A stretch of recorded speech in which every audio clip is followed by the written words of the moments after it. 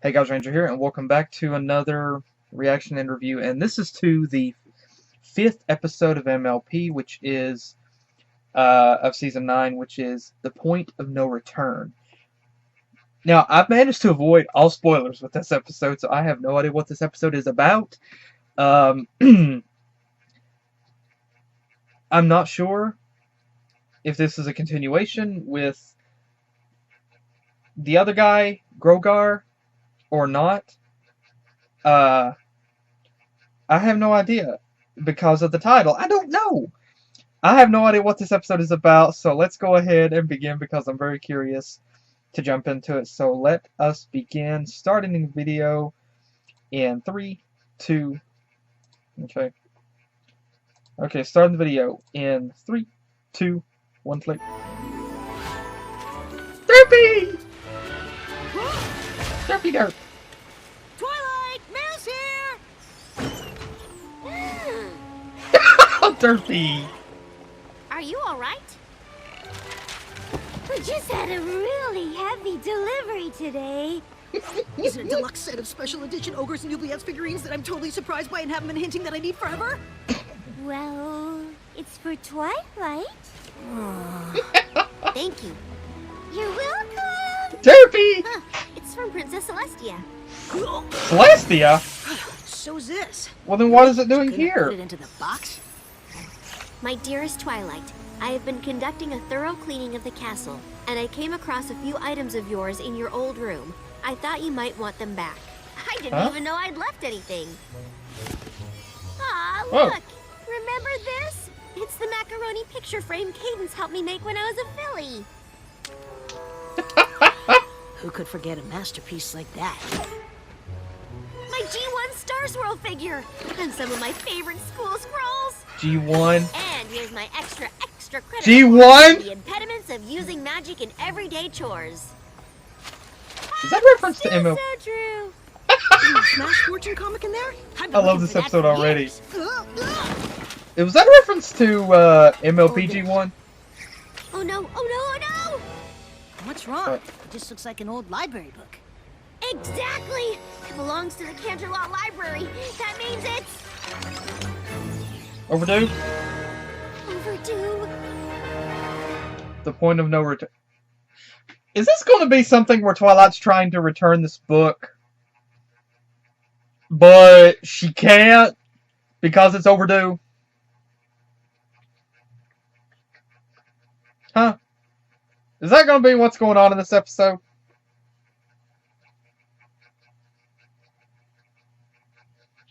I'm not sure.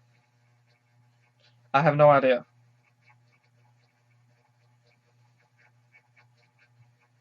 I don't know, but the title, I'm not sure. We'll just have to wait and see what happens in this episode.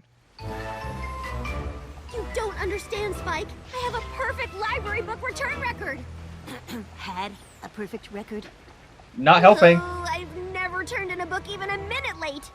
And this one has been overdue since I left for Ponyville. Which was how long ago? 3 years ago?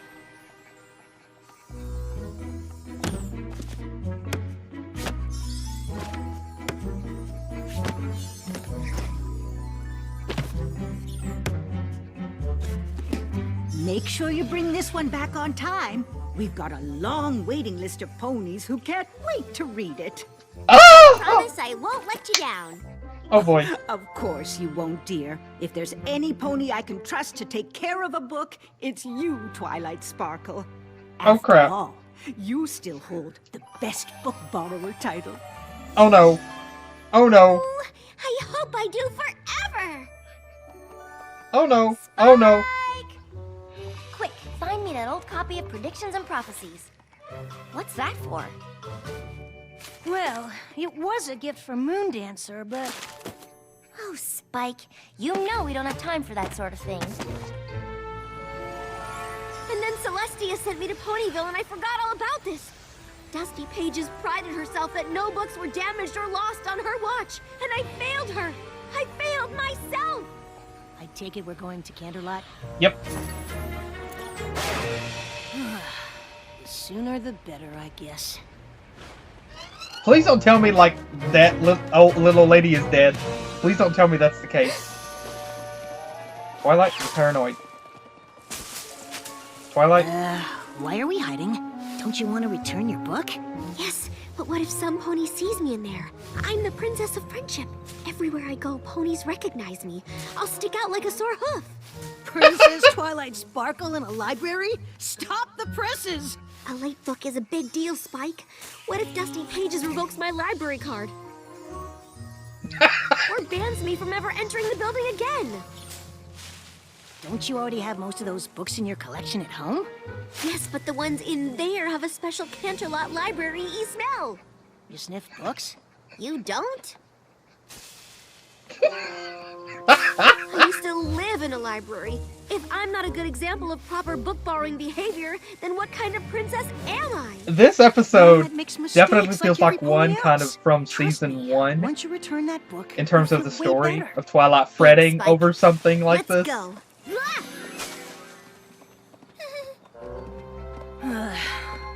The point of no return. I'm wondering about the title here. Like, how does that correlate to what's going on?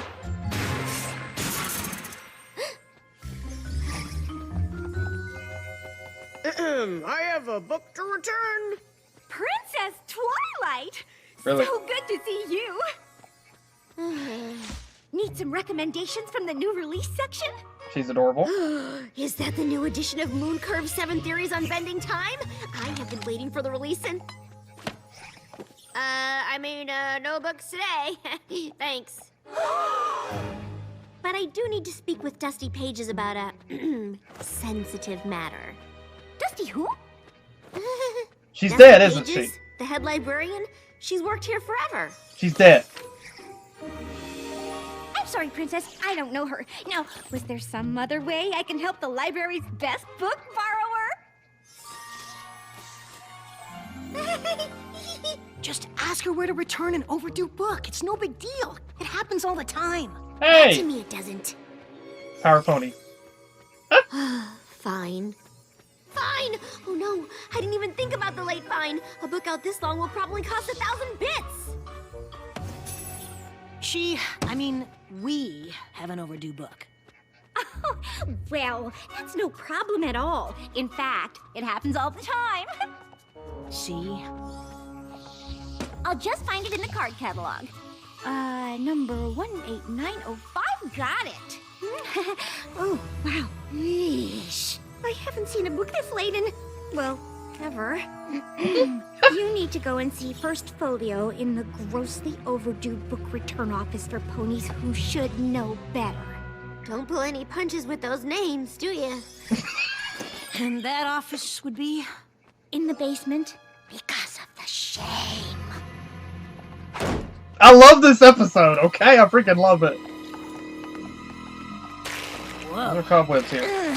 Looks like no pony ever goes down here.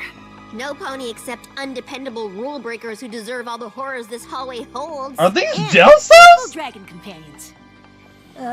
Hey, it looks like First Folio left a note on the door. Abandon hope, all ye who enter. Out to lunch on Restaurant Row. Guess we'll have to try back later. No, Nope.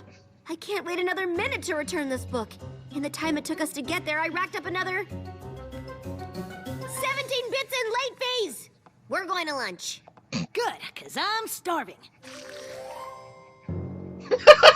You mean to find First Folio? Yes. Can we at least get takeout?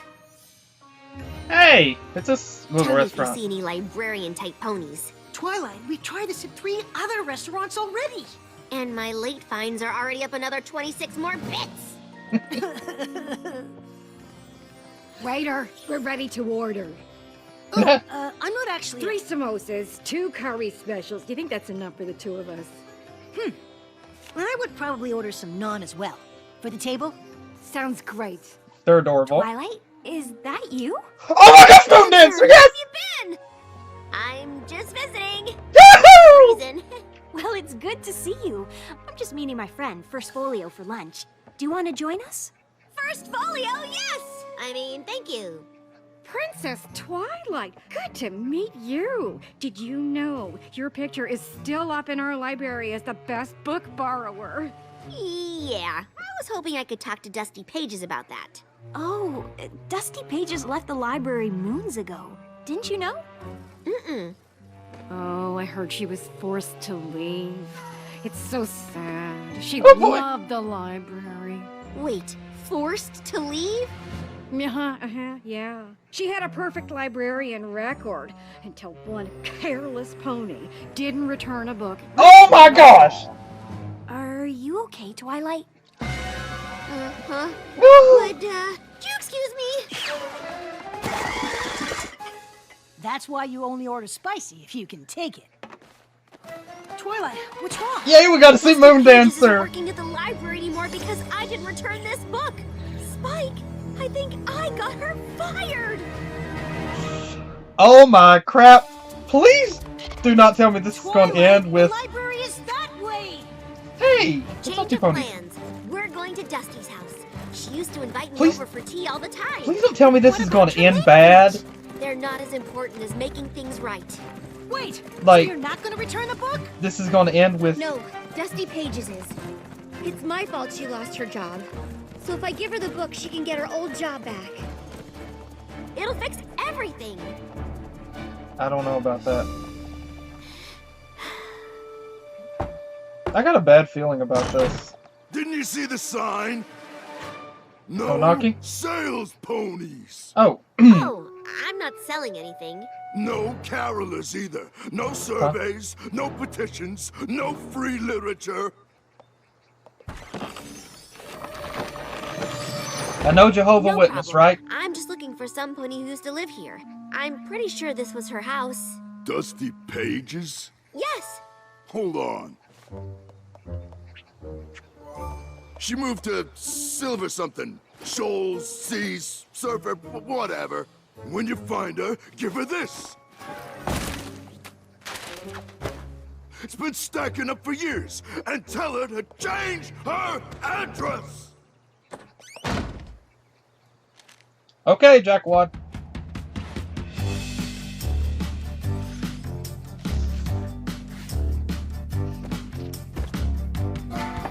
Let me guess.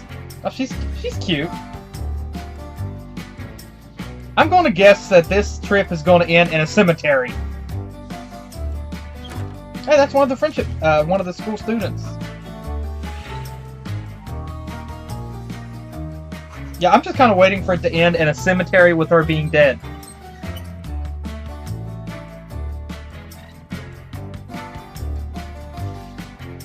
How did... Never mind. Oh, nice place. I like it. Silver Stable Community for the best golden years. This has to be it. A retirement I home. hope so. It's the last silver spot on the map. She's we dead! haven't looked.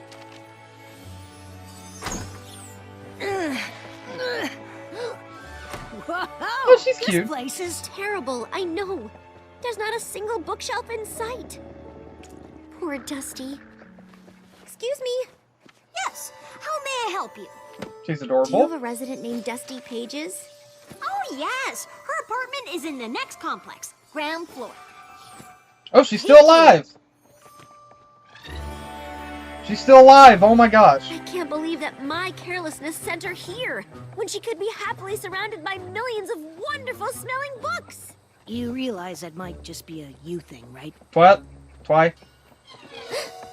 There she is. Here we go.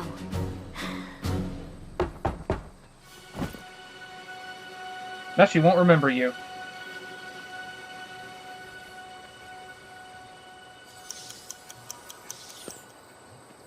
She just died, like right before you got there. She's bound to be back soon. Maybe we should just wait here. No, we are fixing this now. This place isn't that big. We can find her. I honestly don't blame Twilight Sorry for to this. interrupt your plein air painting, but we're looking for Dusty Pages. Have you seen her? Sure have. Oh. And... She had to leave early to get to her Bangby de Tea session. Which is right before she leads the woodworking class with me. Then she's on to windsurfing. Oh, and don't forget theater rehearsal. Dusty's playing the lead role. Again. Then there's her band practice later. Thank you. Okay, it sounds like she's happy with her life now and got a lot going on, so... pony. Oh, she's just filling her days with distractions to No. cover the pain of losing the best job ever. No, actually, But not for Twi, long. she's probably going to thank you because you helped her to live her life.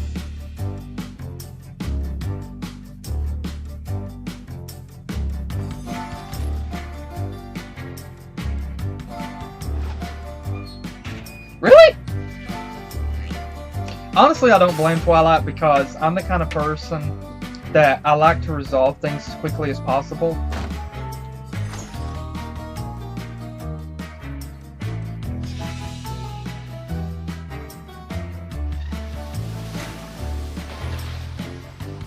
Hey, you can win, sir! Yes! Okay, I was hoping, honestly, that she would tumble. Because it would just seem too perfect for her to not do it. I love this episode, I do.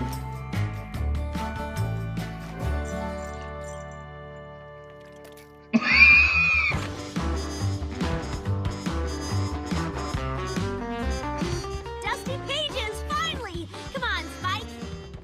Wait, she looks pretty happy up there. Yeah? Trust Really? me, it's all an act. She'll No. be a lot happier when I deliver the good news No. that she can go back to working at the library. She's happy.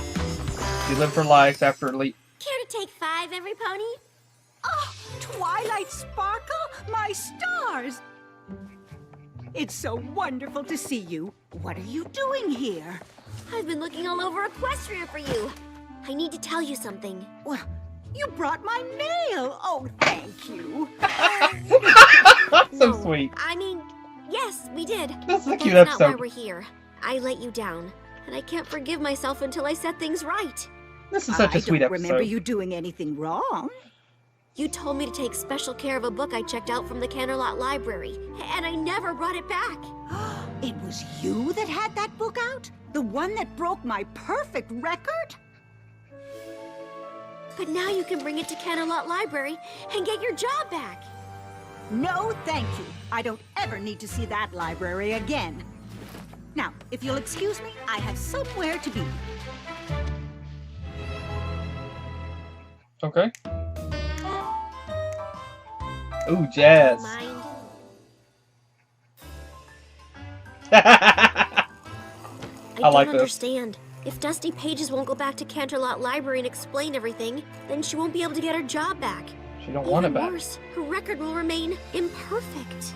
And yours will, too? Well, yeah, but that doesn't matter anymore. Really? Well, maybe a little bit. Oh no, Bits! The late fines! How much do I owe now? I wouldn't do that. About 2,500 bits. You don't want to know. Ugh, it would have been worth all the bits in Equestria if I'd made things right with Dusty. I wish I knew why she won't go back. Why don't you ask her? She didn't seem to want to talk. You surprised her, and she probably had something else on her schedule. That thing is packed. Come on, what have you got to lose? Now that I've messed up this much, nothing. You're right, Spike. It's worth a try. Where do you think she went? Crochet? Bingo? What? Squishy fruit food fight tournament? Oh, I thought this was going to be like paintball. Hey, every pony, we come in. Which, of course, they couldn't put guns in it, so. Close enough. Stop! We just want to talk to Dusty Pages for a moment. Please? Time out!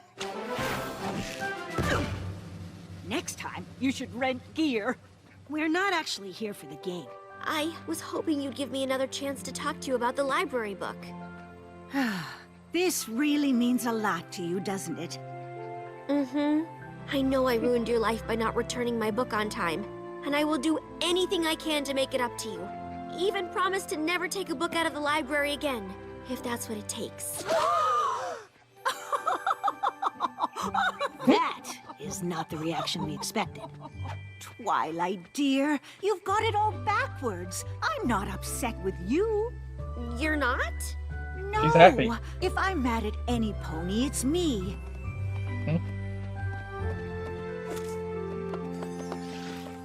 All those years I spent hiding away in that library, trying to be perfect. When your book never came in, I felt something exhilarating. What was it? Freedom. From books? From perfection. I was too stubborn to know when to call it quits. It took your mistake to make me realize that I wasn't living the life I wanted. You mean you weren't fired? You left the library because you wanted to? Twilight, your late book was the best thing that ever happened to me. Now I'm not afraid to try things I might fail at. In fact, sometimes messing up teaches me more than getting it right. You're sure you don't want to return it and get that perfect record back? Ah!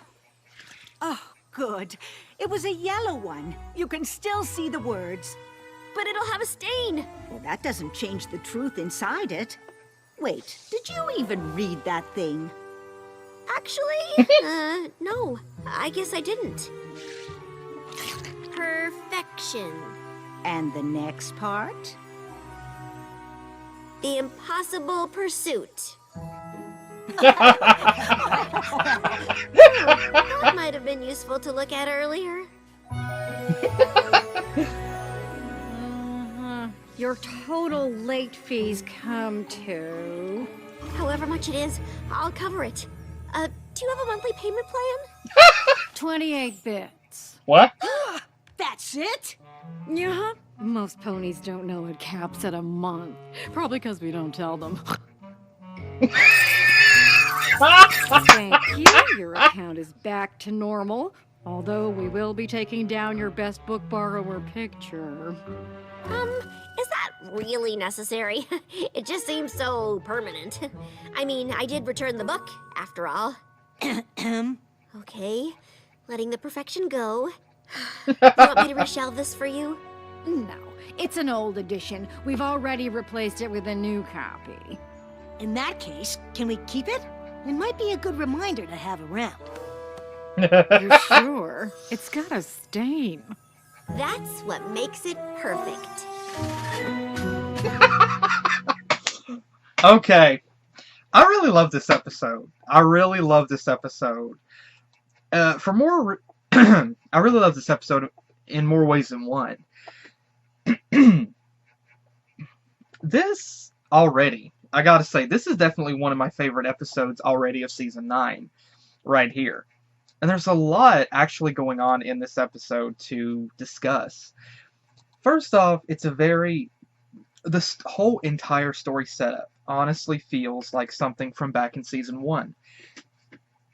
Back in earlier in Season 1, I believe it was, you had the scenario where Twilight was... or Season 2, you had the episode where Twilight was fretting. Like, she was worrying herself sick about not learning a friendship lesson and not being able to send a friendship report to Princess Celestia. And she was fretting over it so much that she ended up using magic to put a sort of spell on a doll that attracted other ponies to it. This feels like it feels like a cross between a Season 9 episode and a Season 1 episode.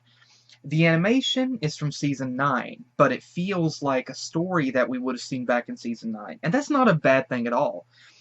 Again, I love this episode for the simplicity and the unique and very simplistic and natural storytelling. And very down-to-earth storytelling. And there's a lot to take from this episode personally for me. As I said, the story itself seems to go back to an earlier story that we would have seen back during Season 1 or 2. There's nothing major going on in the background. Twilight's not having to try to save Equestria or anything like that, which I like. I like that not every episode features them having to do some sort of major, big, important task. It's just a simplistic thing. And in this episode, it's a very simplistic episode that actually glances back at the past whenever Twilight is given whenever she's given a package that has a lot of stuff from whenever she was in Canterlot, which was like 3 or 4 years ago. And so she has all this stuff inside of this from her past. And it's very interesting because this is another thing that kind of glances back to the past. It's a sort of a reflection episode. And there's a scene that goes back that shows the beginning, which I will detail later whenever I get to that part. But it's interesting because Twilight, just like what would have happened in Season 1, begins to fret over the concept of an overdue book. And she begins to pace back and forth and worry about this. And Twilight, it's interesting because at first, like I said, anything else, if this honestly was anything else other than MLP, I would have said that this woman would have been dead. She would have been dead, and the final leg of Twilight's journey would have led her to the graveyard. That's what it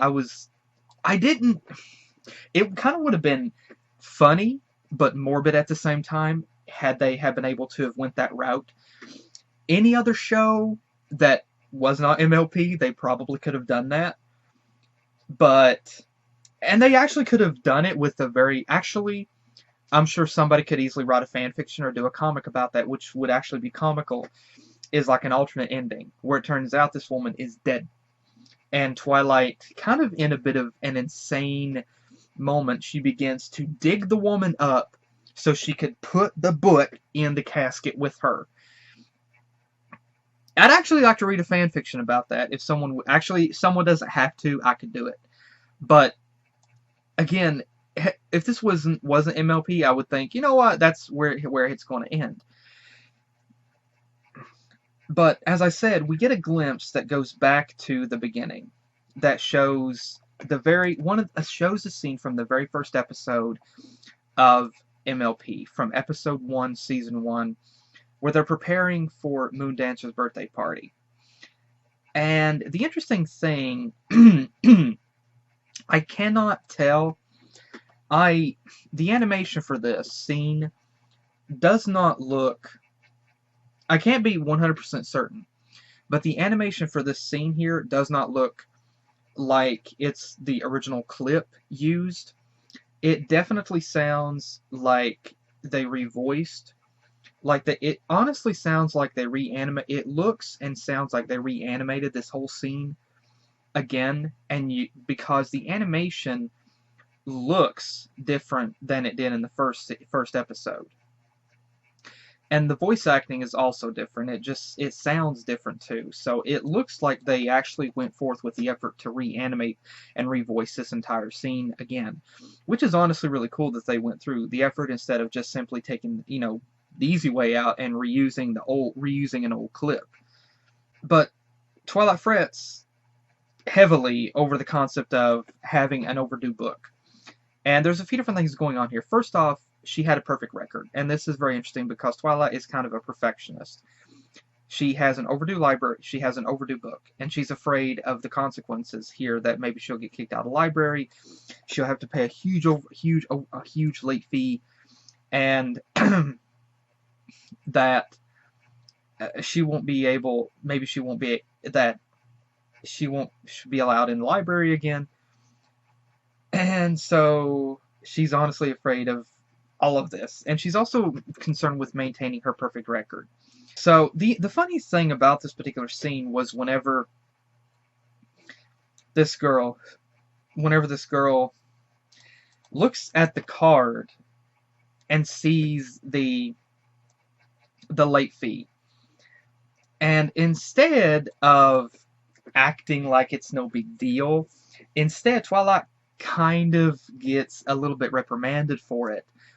And the funny thing here is about how Twilight acknowledges this whole thing, like, laying it on pretty thick, aren't you? Like, Twilight is already feeling bad enough, and it's very cool that they did this. Another thing that I also love about this scene is that Twilight's status played no part in this. Like, Twilight's the princess of friendship, and this girl could have tried to have made it sound easier because Twilight is a princess, but no. Instead, she lays it on thick and makes Twilight feel guilty enough as it is. And another thing to make a mention about is the amazing reintroduction of Moondancer ever since back in season 5, which many have called the season of feels. I've been wanting to see Moondancer again. Now, we did get to see her, I believe, in part 2 of the season 9 opener, but it was just a glimpse. Here we actually hear her voice. It's awesome that we actually got to see Moondancer again. I was honestly hoping that we would get to see her again before the show would end. And to see her again this time around, it's really great, and I'm very happy that we got to see her again. This is also a very kind of a very interesting and very unique segment here. Is whenever Twilight thinks that because of her overdue book, that she got this woman fired. That was her fault. And honestly, yeah, this honestly is kind of a scary thing. It's definitely frightening. Twilight manages to track this woman down at a retirement home.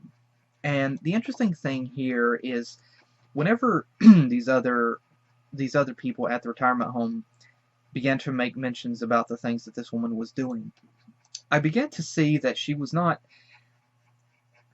miserable.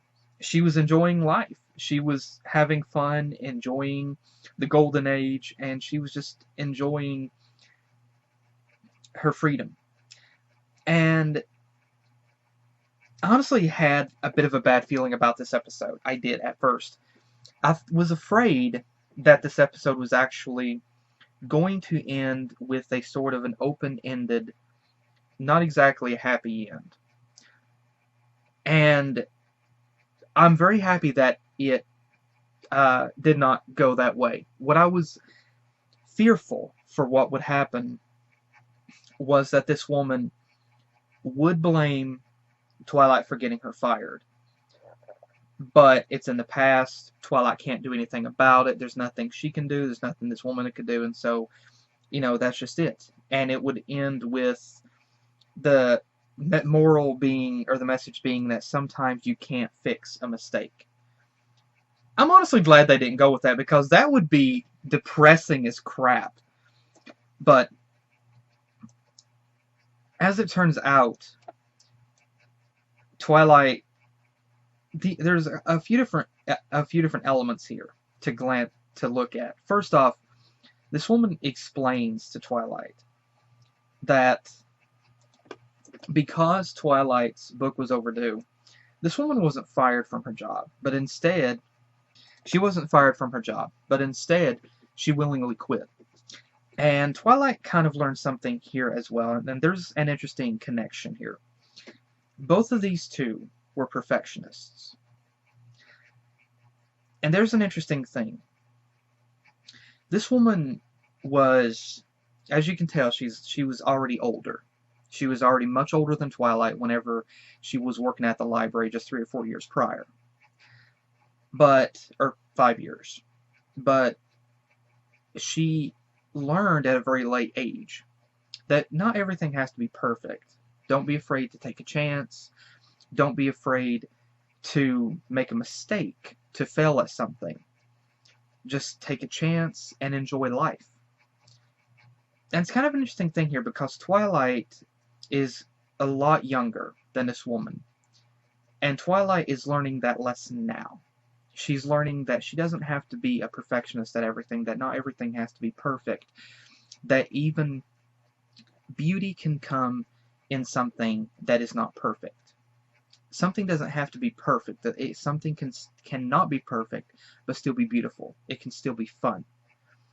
And Twilight is able to learn from example. Twilight is able to learn with this woman as an example. That Twilight needs to enjoy life and not focus on everything being perfect all the time. Not be afraid to let her hair down or leave it down and have a little fun. Just kind of get a little crazy. Don't focus on perfectionism. And don't fret over something like that. And that sometimes you have to just let that go and focus and just live your life. And that's what that's a very good moral here, is that you and it's kind of funny because in a way, I can kind of relate to both characters here. There are some things for me that I'm kind of a bit of a perfectionist on. However, I'm more like this woman right now, in that I know that not everything has to be perfect. Uh, Although it can be hard sometimes. For whenever I'm building a model kit, I want it to be perfect. I'm not happy unless it is perfect. I don't want to settle for anything less than something amazing. I want it to look great. And I'm going to work at it until I get it good. Until I make it look the way that I want it to. Now, I know some would apply that, but I'm not the kind of person who is just going to, like with a model kit, accept something just bland. But this woman, she said that she pretty much locked herself away in that library because she was concerned with maintaining a perfect record. She was kind of confining herself. But once Twilight's book was overdue, and this woman's perfect record was no longer applicable, then she realized that it didn't matter. Life wasn't over because of that. Instead, her life kind of just began. She was able to let loose and enjoy life, and she took on all these different hobbies and things, and just is enjoying the remainder of her life. Twilight, I think, now sees this with this woman, and maybe might be able, hopefully, will learn that from this woman. And honestly, it's a really good moral that, I mean, there are people out there that are perfectionists, and you try to focus on something and make it perfect, but not everything is going to be perfect. And sometimes you just have to, I mean, you don't have to accept the mundane. You don't have to accept the bland all the time.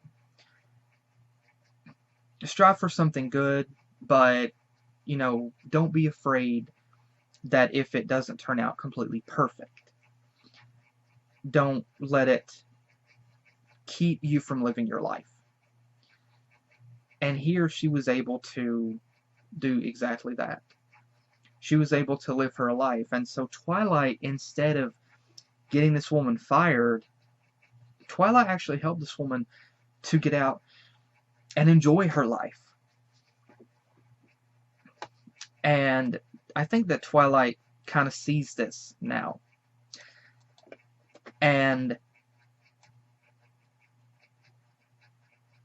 whenever Twilight reads the title of the book, whenever Twilight reads the title of the book, which is Perfection, pretty much Perfection, the Art of the Impossible, it's a really good meaning. It's a really good it's a really good solid saying that it is hard to strive for something to be perfect, because most things are not going to be perfect. You're going to have flaws. You're going to have imperfections in something. And sometimes, no matter how hard you strive to make something perfect, it's not always going to turn out that way. But the key is to let that go and not let it hold you back, not let it keep you from enjoying your life, and be happy with what it is, with what you have. And I think that can also apply to life as well. Like, you might not live the perfect life. You might not have all that you want in life or be doing all that you want in life, but it's okay definitely to dream and to strive for that. I don't believe in dreaming and nothing else. I do believe in striving for things that you want and what you want. But at the same time, enjoy life. Be happy with what you got, but reach for your goals at the same time.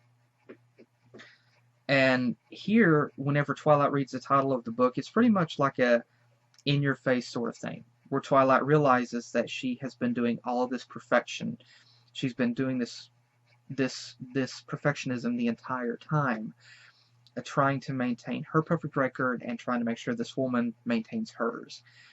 And here, Twilight is able to see that she was fretting over something silly, and that she needs as well. And I love this. Honestly, this is adorable. There are really some absolutely adorable Twilight moments in this episode, which I'm going to cover some of these. But another thing is whenever Twilight finds out that the late fee for the book is totally fine. I mean, isn't that much? Twilight asks about keeping her picture up there. I like that.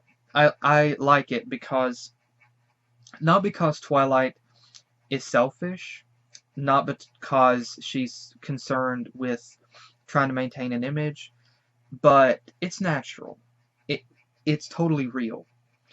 One of the things that sometimes can get annoying is whenever, I mean, don't get me wrong, I mean, I absolutely love the show, and the morals that the characters have learned have been great, but sometimes seeing a character learn a lesson and then completely adapt to it 100%, just like that, it can a lot of times feel unrealistic, because it in real life, in reality, in actuality, it takes time to adjust.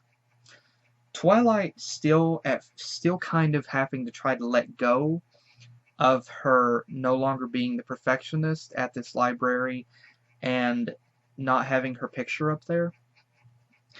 It's more natural for her to be slowly letting that go. I know some would probably say that Twilight was acted inappropriately at that she acted like she didn't learn her lesson whatsoever.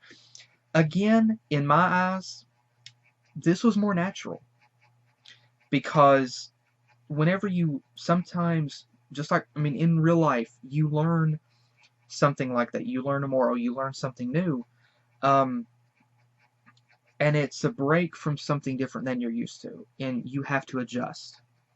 You have to readapt yourself. You've been in a flow, in a rhythm for so long, that now trying a new rhythm, breaking away from the original path where you were going down, it's not something that you can just adapt to all at once. It takes some time, more time for different people to readjust and adapt to this new rhythm.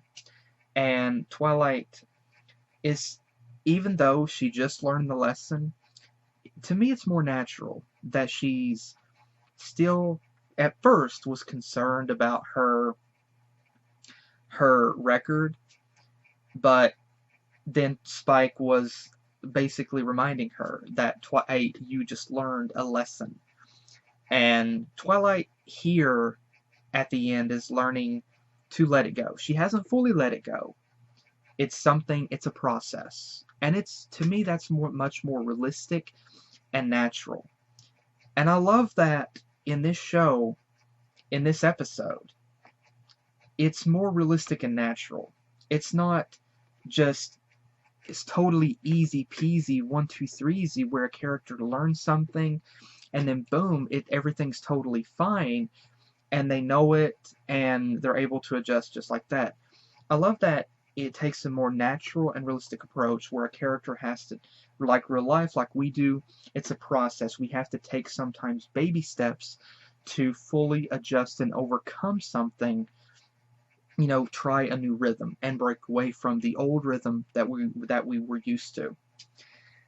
And Twilight mentioning at the end that the stain on the book, that's what makes it perfect. The stain on the book, because the book wasn't perfect on the outside. It's a really good metaphor, honestly, for different things in life. And it actually, first off, it is a really good reference. It says that not all things are going to look or be 100% perfect, but in your eyes, can still be perfect, even if maybe not by somebody else's standards. And that is really true, because there are different things that different people can look at. Person A can look at something, and in their eyes it will be perfect. But person B can look at the exact same thing, and they're going to look at person A and say, dude, what are you thinking? There's something wrong with this. But, different things appeal to different people. And here, this book is kind of like a metaphor for Twilight, I think, herself now. And I see three metaphors, personally. I see three different metaphors that this book is a meaning for. First off, like I said, it's that perfectionism, sometimes, if you strive for perfection, you may keep striving and never achieve it. And sometimes it is impossible to achieve, because sometimes if you're a perfectionist, it may, no matter how hard you try, you may never reach a point that you are happy with something, because you are always in a constant motion trying to perfect it. And because you're a perfectionist, it will never be completely perfect. This is the more severe case of this, and I know this is a thing. But the first metaphor that I see is just what I said. It means that it's perfect in Twilight's eyes because of what it represents, what it means. Someone else might see it as a dirty book, but Twilight sees it as something being perfect to her because of the personal value and emotional attachment that she has to it. The second metaphor is, you could say, that it's kind of a reference to life, in that someone else would say it's not perfect, it's maybe something that you're doing, maybe a project, and someone else would say, well, it's not perfect, but you're happy with it, and so that's what matters. The third metaphor that I kind of see with this is it can also reference people, in that none of us are perfect. Some of us strive to be perfect, but we'll never achieve that. And the book can kind of represent people. The pages, the story of what is on the inside. But on the outside, you got a blemish.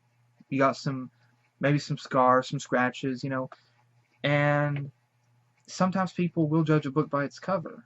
But inside, the cover might not look like much, but on the inside, there's a really great story to be told. You just got to read it. And I think the book can represent people, in that if you just crack open that cover, you may find there's a really great story there to read. You just got to open that book, which is basically talk to that person. Try to make a friend. Who knows? That might be the best book or the best friend you've ever had.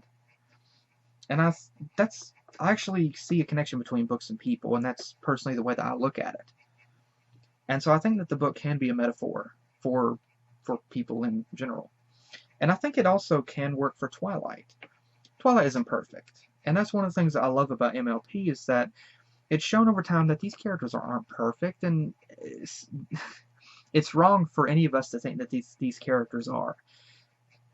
They have little quirks and things about their personality that may irk other characters in the show, and they may irk us sometimes, but it's real. It's natural. These characters aren't perfect. They are natural. They are realistic. And so I think that this book can also represent Twilight herself. Maybe a blemish here and there, but there's a lot of story that has been told, and her story's not finished yet. And it may have some dings and dents on the outside. It may have had a little bit of wear, but that doesn't mean that it's not a good book. And that's kind of what I see here, is maybe Twilight sees a correlation between this book and her life. All the things that she's went through. She's taken some hits. but she's learned a lot. She's come a long way, and she's not done.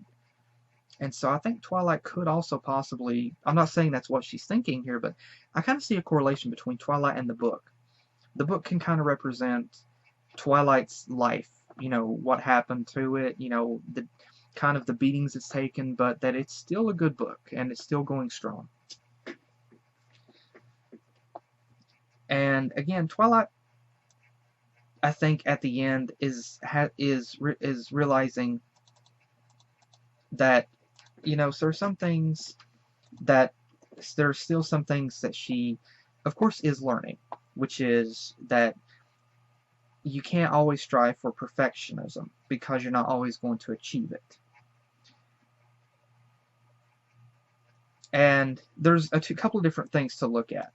I'm certainly not whatsoever saying be okay with the mundane, be okay with mediocrity. I don't believe in that. I don't believe in just being okay with just whatever. And I don't believe in being just okay with something that is mediocre. I don't believe in just accepting things and just settling for something. I do believe in striving for your goals, striving for your dreams, and working and putting forth effort to make those happen. Will they happen? It's not a guarantee that they will. But I think this is also could, be a pretty good metaphor for that is, if you get knocked down, get back up, try again, or try something else. And there are times where we can strive to be perfect on something or with something or try to be perfect ourselves, but if we try to be perfect as human beings, we're never going to achieve that. It's not going to happen. None of us are perfect. We're all flawed. We all have a story to tell, some a longer story than others, some with more action and adventure than others. But the fact is, you kind of have to know a limit, I think. I think there's a good balance. I think you have to know a limit between if you're actually reaching for an unreachable goal and striving for perfectionism, or if the goal that you're trying to reach can be reached. And whenever you reach that goal, will you be happy with it? And I think that's kind of an interesting a question. And for example, and I think this is a really good comparison, is Rainbow Dash.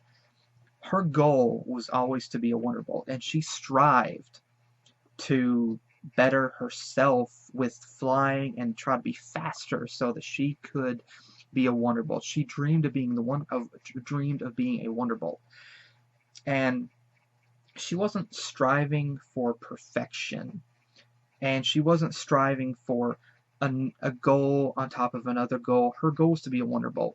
Once she became a Wonderbolt, that was her goal. She has thoughts of being captain of the Wonderbolts, but she's mature enough and reasonable enough that she knows that there's only so far that she can go with that. And now that she's a Wonderbolt, she's content with that.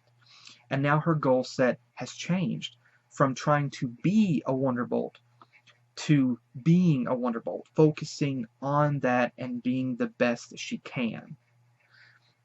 She's not striving to be the best Wonderbolt.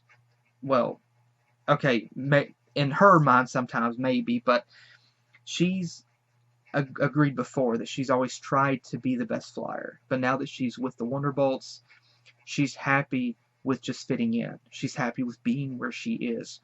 And I think that's a really good reference to life as well, is you have to kind of take a step back and think, is the goal that you're reaching for, can you achieve it? Is it achievable? Can you reach that goal?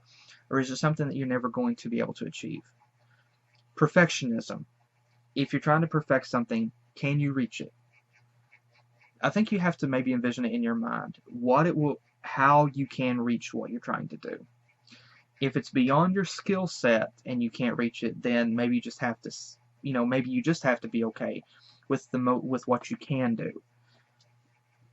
But I know that as, fan fiction writers, fan artists, and such, and musicians as well, I know a lot of people in the Brony community and outside the Brony community. I've seen a lot of people that are like, my art is crap, but they have amazing art. Because even though their art is amazing, they're not where they want to be because it's not perfect in their eyes, but other people love it. And I think and I can kind of relate to that. I think my writing sucks. I've had a few people tell me that my writing is great, and I'm very flattered for that, but it's an interesting thing, and it's kind of an ongoing, ongoing, ever-going battle between us, like in ourselves to try to be great at something, try to improve, always improve. And this actually kind of is a difficult subject to touch upon because there's many different variations of how you can look at it. And some people are just okay with the mundane. They just settle for mediocrity. Others want more than that, and they strive for more and more and more. Others can strive for something, but they have a set goal, and once they reach that goal, they're content with staying there. And so, like I said, it can be a difficult thing. But I do think that this episode is a really good touch upon that, and I love this episode because it's of the simplicity and natural feel of the story. And again, it's just a natural, very warm, very sweet, very fun episode. And like I said, there were other things that I wanted to talk about in this episode as well. One of the interesting things that I absolutely loved in this episode was Derpy making a return. And I thought, honestly, that she wasn't going to have a speaking line, but no, instead, she actually had a speaking line she got to speak in this episode, which is great. If this had been any other season besides season 9, I honestly don't think she would have spoke. She would just gave a wave and flew off. But considering this is a final episode, I can understand them making her speak because this is a final season. So, pretty much wrapping everything up. Other things, this entire episode was just adorable in that Twilight, how she acted in this episode. Twilight acted in this episode like she did back in season 1 and season 2. Twilight she did acknowledge herself as being the princess of friendship in this, but she didn't handle herself like a princess. She handled herself in the same way that she normally would have before, and with kind of doing all these crazy antics like windsurfing and